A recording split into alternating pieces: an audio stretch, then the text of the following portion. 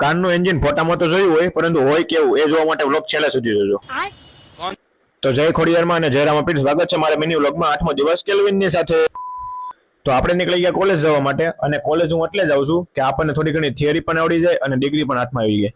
ત્યારબાદ આવી ગયા હનુમાન દાદાના મંદિરે, અને કમેન્ટમાં લખતા જાજો જય હનુમાન દાદા, અને હાલો પાછા લખી નાખો. તો ત્યારબાદ કલેજા સાથે પગી ગયા કોલેજે, અને થોડું ઘણું ભણીને અને થોડી ઘણી ગુલ્લી મારીને આપણે નીકળી ગયા ગેરેજ જવા માટે, કારણ કે મારે તમને બતાવવાનું છે કારનું એન્જિન.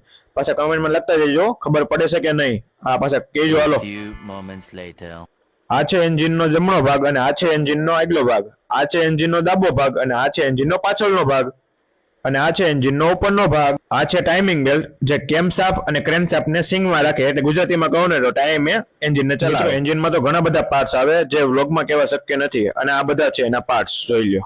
આ છે EGR વાલ્વ, જે ચોકઅપ થઈ જાય તો માઇલેજ અને પિકઅપમાં ઇફેક્ટ આવે, જે ટાઈમે બદલાવા પડે.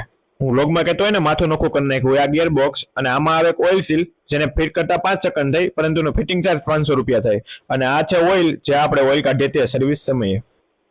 ત્યારબાદ એન્જિન બનાવીને કરી દીધું છે ફિટ, અને આમનો ખર્ચ થાય છે જેવી ગાડી, એટલે કે અંદાજે 80,000 થી લાખ રૂપિયા. ત્યારબાદ આજનો દિવસ કરીએ છીએ પૂરો, અને મળીએ છીએ નેક્સ્ટ મિની વ્લોગમાં. ત્યાં સુધી બધા પોતપોતાનું ધ્યાન રાખજો, અને ફોલો કરી નાખજો અને શેર કરી નાખજો. હાલો.